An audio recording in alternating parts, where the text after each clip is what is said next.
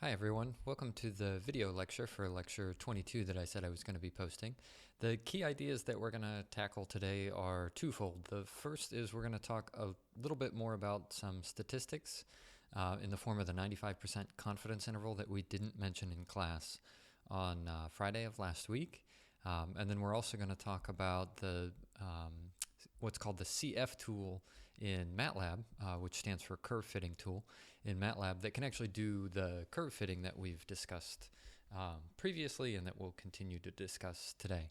I should note there are many options other than CF tool that you can use to do these sorts of fits, but CF tool is nice when you're just getting started and you don't have a particularly deep background in statistics because it's a GUI, a graphical user interface, and it makes it easy to do most of the operations that we need.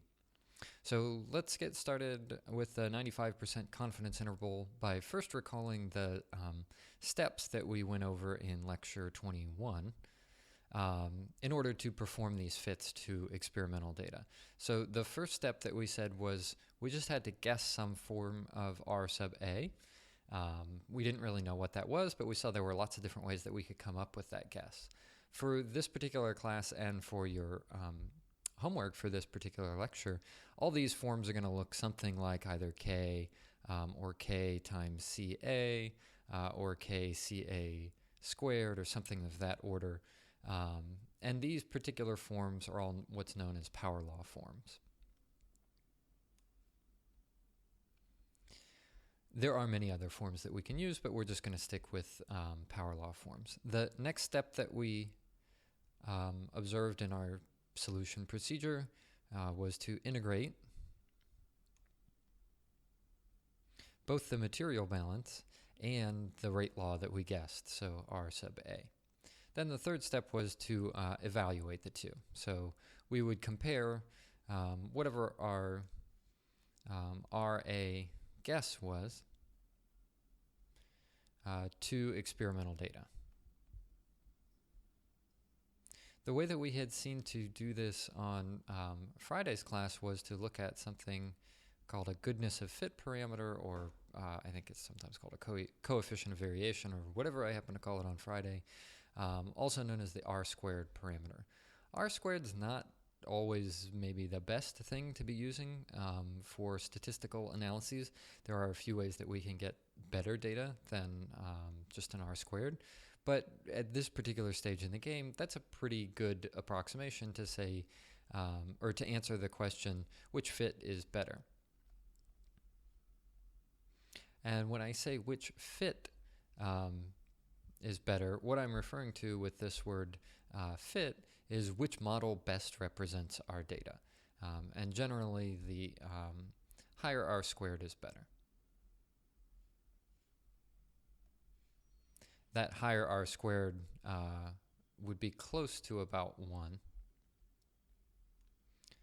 It's peaked at about 1. And so the closer you are to 1, the better off you are. So higher R squared is better, the highest R squared being 1. If it's exactly equal to 1, then your model exactly fits your data.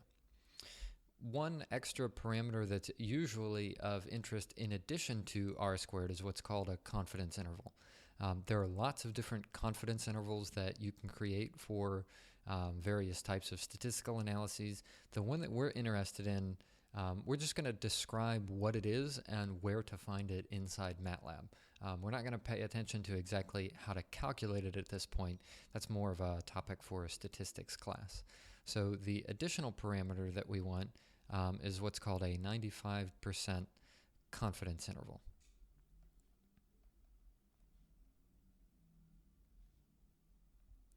And specifically, the type of 95% confidence interval that we're looking for is the one that's on the coefficients.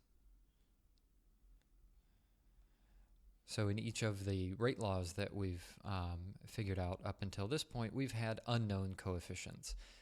Coefficients such as K We saw briefly on Friday that if you didn't know the power, it could be something like alpha. You could have other coefficients if you were trying to fit something like k forward and k backwards, if you had two different rate constants. The coefficients could be any of these. It depends on what your particular model is. But the 95% confidence interval on a coefficient is usually going to be listed in MATLAB in the following way.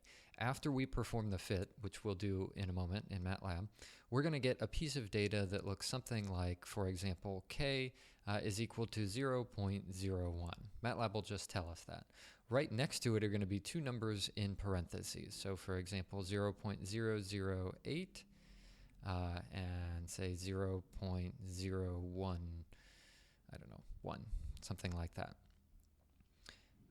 These two parameters are the 95% confidence interval, which is abbreviated as 95% CI. That's the way that you'll find it written on your homework, and it's usually the standard abbreviation. And so what this means is that there's some level of uncertainty on this value of 0.01. That level of uncertainty is measured by these two values, the 0.008 and the 0.011. And what this means, I guess, graphically is that if we have some value here of k is equal to 0.01, we know that value to a limited certainty, and that value is given by the upper and lower bounds.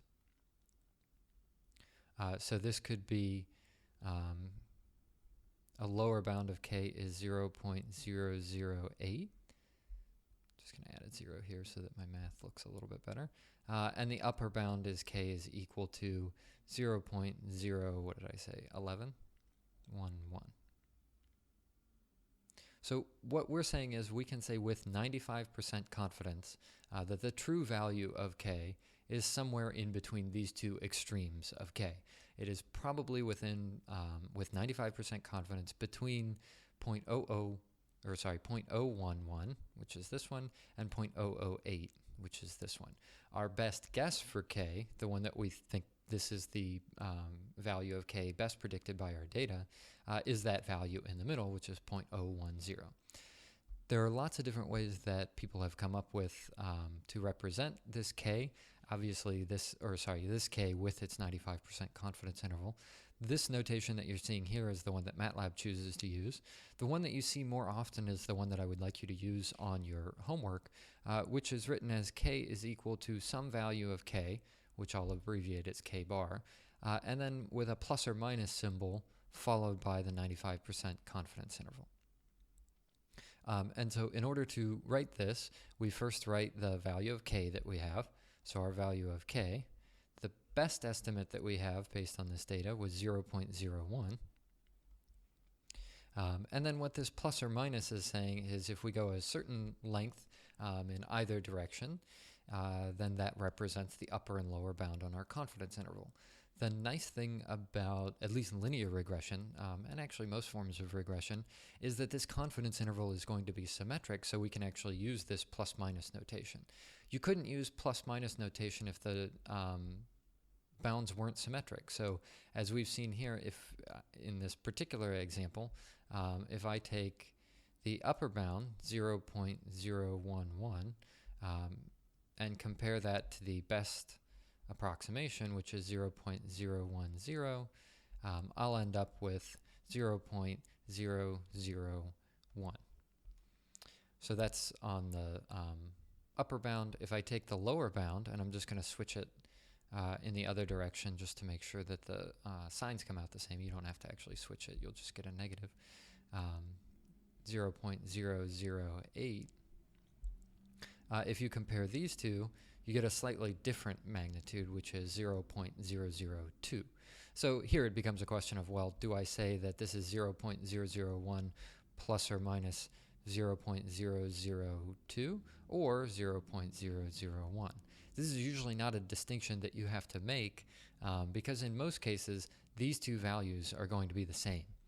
It won't matter if you look at the upper or the lower value. So as a more representative example of the kind of stuff that you would see in MATLAB, let's just artificially change one of these values, and instead of 0.01, let's assume, or sorry, 0.0 0.011, let's assume that that was actually 0.012. And so then our upper bound over here becomes not 0.011 but 0.012. Our confidence interval, let's see, this value, instead of 0.011 we have 0.012 or 0.012, and so this value becomes 0.002. This is the more common way that you're going to find this, which is it doesn't matter if you look at the upper or lower bound of your confidence interval. If you compare it to the best approximation, the red value, you'll get the same magnitude difference between the two. And it's this magnitude difference here, the 0.002, that we report as our confidence interval. So when we come over here, instead of 0.01 and then having to decide which one, it doesn't matter which one we use. And we'll just report this as 0.002. So just to carry around the same number of digits there, we'll do that. And so this is the way that we would report our value of k. There's more information about how to do, for example, significant figures on this, whether or not you want to report the 95% confidence interval as a percentage or not. Here we're just representing it as the magnitude that pops out of the 95% confidence interval as provided by MATLAB, which are these two values that I've highlighted up here in blue. So in your example, for your homework problems, your confidence interval should come out to be symmetric, so it won't matter if you're looking at the upper or the lower. If they do come out asymmetric, first just double check your math, make sure everything was entered correctly, and B, if they are symmetric and you're pretty certain that they're symmetric, you can always report them in this particular manner. But the style that I suggest you get into the habit for doing, and the one that you do for the homework, is this method down here that utilizes the plus minus symbol to represent our certainty on that value of k. So we'll see an example of where to find this kind of representation in MATLAB, and then it'll be up to you to transform that particular representation into this one down here with the plus minus notation. So let's look at an example data set, and we'll dump this into MATLAB and look at two different ways to do fits in MATLAB, one with linear regression and one with nonlinear regression. The example that I want to do is if you refer to your book, Fogler, and you look at problem 5-7. We're just going to use this data. We're not actually going to work that problem. We're just going to use that data because it's convenient. What that data represents is a series of Ca values, which are in units of moles per liter, versus time, t, which the time in that particular problem was in hours. And we're going to try to figure out what's the rate law for this. We're going to make two guesses. The first guess is that R sub A is equal to kCa squared. This, as we saw in class, is going to require linear regression, because we're going to eventually be able to put our material balance in a linear form. The second form that we're going to try to use MATLAB to fit is R sub A is equal to k times Ca to some unknown parameter alpha. And as we saw in class last time, this is going to require nonlinear regression. Nonlinear because we're not going to be able to rearrange the integrated material balance in order to form some kind of a linear function. So let's pay attention to the first one first, since that's usually how this goes. And just real quick, we will, actually not even real quick, I will leave it up to you. If we assume that R sub A is equal to kCa squared, and we substitute this and integrate our material balance, the end result is that we're going to get an expression like 1 over Ca minus 1 over Ca naught is equal to Kt. And as we saw in lecture, this is set up of the form, of a linear form, such that if you take this value, this lumped term, and call it y, you'll end up with a slope, which is m, and an intercept, or sorry, not an intercept, an x value, which is actually the variable t, and there's an imaginary +0 over here, which is our intercept, which is b. So there actually is no intercept on this particular problem because the intercept is 0. What your book will show you is a slight rearrangement of this, which is fine. You'll get the same answer either way that you do this. If you say that 1 over CA is equal to 1 over CA naught plus KT, this is also fine, except now you've got your y variable as being equal to 1 over CA. You've also got, let me make sure my colors are correct over here. You've got a k value for your slope, and you've got a t parameter for your intercept, and now you do have a b value, but as we're going to see in a moment, we actually know what this b value is because the CA naught value was given to us as part of the data. So what we really need to do here is, in this particular example up at the top here, we need a way to force b is equal to 0 because we know what b is. It's 0. In this particular example down here, we need to be able to tell MATLAB to force b is equal to 1 over CA naught, which it just so happens that CA naught is equal to 1 in this particular problem, and therefore we need a way to force b is equal to 1. So sometimes we need ways to tell MATLAB, well, I actually know a little bit more information about this problem, please solve it the way that I want. If we don't force b equal to 0, then we're going to have a problem here because MATLAB will assume that, well, if you don't tell me what b is, I'm going to let it be absolutely anything that I want, which may be non-physical. So we need a way to force it, or to tell MATLAB what b is in the instance that we know what it is, which comes up fairly often.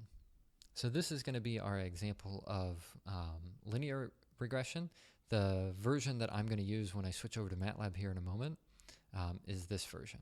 You should be able to get the same answer if you use the top version, but just to be, I guess, consistent with your book, I'm going to use the version on the bottom. The other fit that we're going to do is to assume that minus r sub a is equal to k ca to the alpha. So here we've got two unknowns, which are k and alpha, and we're going to ask MATLAB to solve for both of these. If we want to do this, again, the first thing we have to do is combine this with our material balance and integrate it. If we do that, we'll get an expression for C sub a that we saw in the lecture on Mondays. So it looks fairly complicated, but it's actually not awful. CA naught raised to the 1 minus alpha minus the quantity of 1 minus alpha times KT, and that entire quantity is raised to 1 minus alpha, or sorry, 1 over 1 minus alpha. And we had noted that for this, we have to be able to restrict ourselves to the cases where alpha is not 1. If alpha is not 1, we have a problem up here because we end up with an infinity term, so we'll see how to tell MATLAB how to do that. Again, in this particular case, we happen to know what CA naught is. This happens to be equal to 1. And so the expression that we're going to use in MATLAB is simply 1 minus alpha times KT raised to the 1 minus alpha. If CA naught were not 1, right, if it were something else, if it were, say, for example, 2, that's okay. You would just come down here, and instead of a 1, you would have a 2. If it were 2.4, no problem, then you put a 2.4 here. What's the one caveat to that? It is actually raised to the 1 minus alpha. So if it is anything other than 1, you would also need a 1 minus alpha up here. So you'd need 2.4 raised to the 1 minus alpha, or if it were just 2, you would need 2 raised to the 1 minus alpha. But since it's 1, We don't need any of those powers on the top. And it's only 1 for this particular case, right? It doesn't have to be 1. It's just if you look at the data that we're given initially, CA has a magnitude of 1. So this is the form that we're going to use for the second type of regression that we're going to do, which is a nonlinear regression. And this form is going to give us an alpha value here. It's also going to give us a k. And we're going to see that both of those are going to have confidence intervals associated with it. So an alpha plus or minus a 95% confidence interval, and a k plus or minus a 95% confidence interval. Should be a CI over here for confidence interval. And so we'll see in MATLAB where to find those, each one. So just recap, we are going to be using, as I've got over here, the data are coming from Fogler 5.7. The first kind of fit that we're going to do is a linear regression to this particular form. The second type of fit we're going to do is a nonlinear regression to this form, where we now have 2 variables that we can use, 2 coefficients, the first being alpha and the second being k. And we're going to compare those 2 fits and see which one we think is better. So I'm going to switch over to MATLAB here so that we can do. So here we are over in MATLAB. I've got my command window showed here. That's about all you need for these types of problems is a command window. The first thing that you need to do is obviously enter the data from your data set. So if you go look at Fogler problem 5-7 that we're using, you'll see that time data comes as a vector, and we're going to have 0, 0.278, 1.389, 2.78, 8.33, and 16.66. And so this data is our time in hours. We've also got, let me move my cursor here so you can see everything, concentration of A data, which also comes as a vector. It starts off as 1 and then decays a little bit as we go forwards in time, which is usually what we expect from something like this. And these units are moles per liter or moles per decimeters cubed, as they like to say. For whatever reason they choose to use those units, that's fine, that's their prerogative. And we've got a T and a CA. These are exactly the types of data we're going to use for the nonlinear regression. Those are already in the forms that we want. But as we saw for the linear regression, we need to get this data into a form of y equals mx plus b. And from the equation we had that took on a linear form, we saw that y was actually equal to 1 divided by CA. So I'm going to ask MATLAB to do this. This is the y data for linear regression. We also need x data for that, which is simply t. So these are x data for linear regression. If x looked something more complicated than just t, we would calculate it here. But here it's just x is equal to t, so that's all we're worried about. Now we're going to open the curve fitting tool, which you will need the statistics package in order to do this. You should have free access to the stats package if you don't have it installed already. You can go about installing that the same way that you did MATLAB. So you can go on to our, I believe the website is matlab.ucsd.edu, something like that. Maybe it's .eng.ucsd, or sorry, ucsd.eng.edu, something like that. Or you can just check the syllabus. I've got the link in there, and you can download the stats package for free. What we need to do to start the curve fitting application or curve fitting app is just type cf tool. You can also access it from the ribbon, but I've just decided to do that, so that way you don't have to use the ribbon. This is generally the curve fitting tool interface. The regions that we're interested in are first our x data and y data over here. Z data is what you would use if you had to do a fit of more than one independent variable. You could also have z data.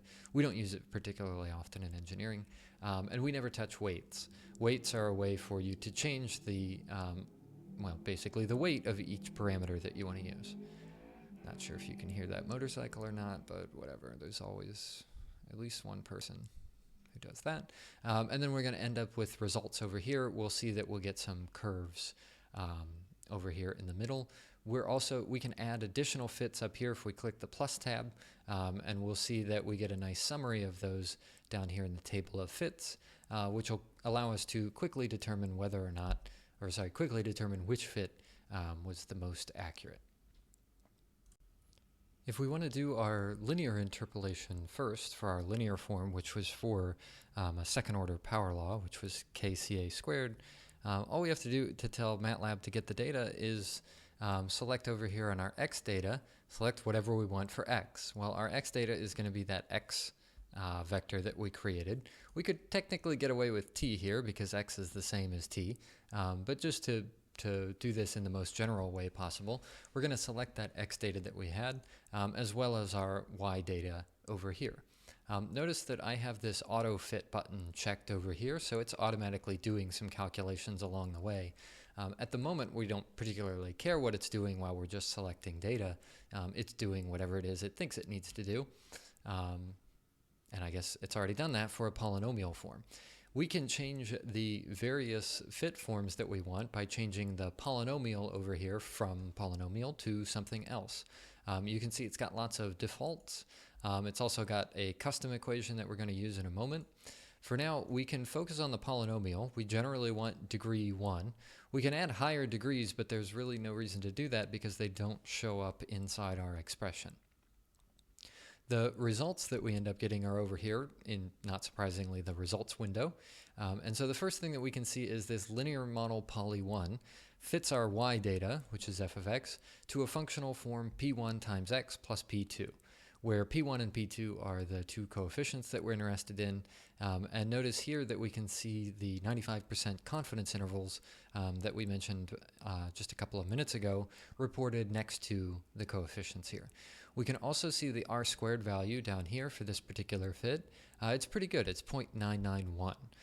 So if our model actually followed this form, p1 times x plus p2, which is equivalent to what we normally write as mx plus b, then we would be good to go. We would write these two numbers down, write their confidence bounds down, and record their r-square value and go forward with life from there. If that was good enough, then we'd be done.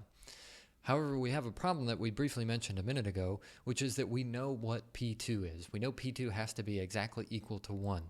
This is not a parameter that MATLAB should be guessing. And so we need a way to tell it, no, stop guessing P2, and make it fixed equal to a particular value. There are lots of different ways to do that. The one way that I find particularly convenient is over here in the Fit Options button. If you pick that, you can set the not the confidence bounds, the upper and lower limits for each coefficient, and MATLAB will only guess values in that particular region. Normally we leave them to minus infinity and plus infinity, as you see here, but if we want to force P2 to be exactly equal to 1, we can change this value from minus infinity to 1, and change the upper limit from plus infinity to 1. If we now close this, and we look over here at our fit again, we see that P2 is exactly equal to 1, and fixed at bound means that this isn't really a parameter that MATLAB is guessing anymore. We have told it is exactly equal to 1, and as a result, we've gotten a slightly different value for P1. This is the more accurate value for P1 that we want, which happens to be the more accurate value for K, our rate constant. So we would report our K as 0.107 plus or minus whatever 0.1192 is minus 0.107. Again, the r-squared value is down here. It has gone down a little bit because we have forced P2 to a particular value. Both of those behaviors are expected whenever you tell MATLAB that, no, I need that value to be a certain one. If you take away that freedom from MATLAB to choose anything that it wants, generally the fit gets worse in a statistical sense, but it's actually better in a physical sense because now we are actually matching the rate law and the material balance as we've defined them previously. So this is a typical example of what you might do for linear regression. You can also take a look at the plot here just to make sure that, yes, indeed, my fit, the blue line, does look something like my data. It does go through my data set in a reasonable way, which is good. That's a good thing to have. So that's linear regression. For nonlinear regression, we're going to do something similar, except now our x and our y data are different. So the first thing that we'll come over here is come over here and reselect our x data as t, time, instead of x, which again happens to coincidentally have the same numerical value for this particular example, but that won't always be the case. Our y data are just going to be CA. The reason I chose T and CA here is because of the mathematical form for the nonlinear regression we saw a moment ago when I was actually writing these equations, for when we assume that the rate law follows a power law but with an unknown power. So we had written this as K times CA to the alpha. So now it's up to us to tell MATLAB to fit that more complicated expression for C sub A as a function of K and alpha. And so what MATLAB has done here is it has switched up our K and our X data for T and our Y data for CA, but it hasn't changed the model that we're using. It's still thinking, well, we should probably use our poly 1 model. We want to do this with a more general function called a custom function. So just real quick, I'm going to put this back to the way it was so that we can compare the two directly. So I'm going to leave this in the form that we saw a moment ago with our bounds fixed at 1 for this b parameter. There we go. And so just to keep this fit around so that we can compare them directly, instead of overwriting them, I'm just going to start a new fit by clicking on this plus sign up here. And we can even rename these and call this one, say, the linear fit. Or actually, better yet, how about K times CA squared. So that's one of them. And you can notice down here in the table of fits, it'll update the names just so that we can keep them a little bit separate in our minds. So this one we'll call KCA to the alpha, just so that we know what the difference is. Here again, so we're going to select our X data as time and our Y data as CA. Y data as CA, there we go. And then it has defaulted to our polynomial, but we're going to switch to a different model. If you scroll up a little bit, you should see custom equation here. And so this has given us a custom equation that we can write pretty much whatever we want here, as long as it is some function of x. So it's asking us to write y is equal to some function of x. Keep in mind that x is time and y is CA, simply because that's the way that we've approximated this. You can change this f of x and call it f of t if you want, as long as you end up changing this one to be a function of t. Unfortunately, I don't think you can change this. Let's see if it's CA. Oh, yeah. Ever so conveniently, you can write CA as a function of t, which makes this plot look very nice. So let's go ahead and enter that expression that we had, which is 1 minus quantity 1 minus. We could write alpha, but just to keep this shorthand, I'm going to say 1 minus A being alpha. That's going to be multiplied times K times T. And then we're going to raise this entire parameter to 1 divided by 1 minus A. So this is the expression that we had figured out based on integrating our material balance for the rate law K times CA to the alpha. Notice what MATLAB is telling us is that we've got a complex value computed somewhere, which basically means there's a problem. Remember that this A parameter has to be equal to something other than 1. So we need a way to tell MATLAB, don't set A equal to 1. The way to do that is down here in fit options. So if we click fit options again, there's lots of variations here that you can do in terms of tolerance and whatnot. The only ones that we're interested in down here are the coefficients.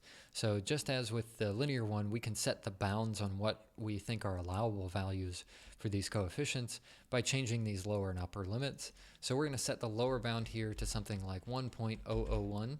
So slightly above 1. Notice, though, we also have to do one more thing, which is this start point. As I mentioned in Friday's lecture, linear regression has no start points. It doesn't need to guess anything. It will always give you the exact same result. Nonlinear regression, however, does require a start point because it's an iterative process. The computer is going to guess a bunch of different values, and it needs to know where to guess.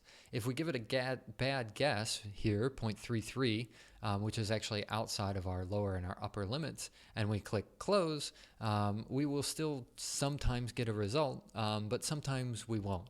So just to make sure that you're getting a valid option, put this start point inside your lower and upper limits. So let's say we want it to start around a value of 2. That's just to make sure that this value is between our upper and lower limits. Sometimes it's a problem, sometimes it's not. This is how you fix the problem if it becomes a problem. So we're going to close this. We can see that MATLAB has plotted our results pretty nicely. We've got K, CA. Actually, this little value right here looks like it could be ever so slightly off. Actually, no, that looks, it could be okay. I don't know, double check when I calculated that t, there might be a value missing there. Anyway, our curve is shown here as our best fit. We've got our coefficients over here as A and K. Remember, A represents alpha, along with their confidence intervals. You can also see down here, our table of fits is actually rather descriptive now. We've got KCA squared, which was fitting y versus x. So this is a good way to just remind yourself what the various equations were that you were doing, or that you were using. So that was a polynomial fit, and we saw that r squared was 0.9817. The KCA to the alpha was done using a fit of CA versus T. Here's the big long equation that we used, and the r squared value for that was 0.9934. So evidently we would assume that this value, or we would conclude that the KCA to the alpha form is a better representation of our data than the KCA squared value. And evidently the true power for this particular rate law is somewhere very close to 3. It's about 2.936. So this is how you would do those two fits for both the linear and the nonlinear regression. The way that you know one is linear and one is nonlinear is if you look in fit options. This one is using what's called a nonlinear least squares method. Evidently it's nonlinear. If you take a look at the polynomial form fit options, this is linear least squares, which suggests that it's a linear fit. Okay, so that's all there is to it.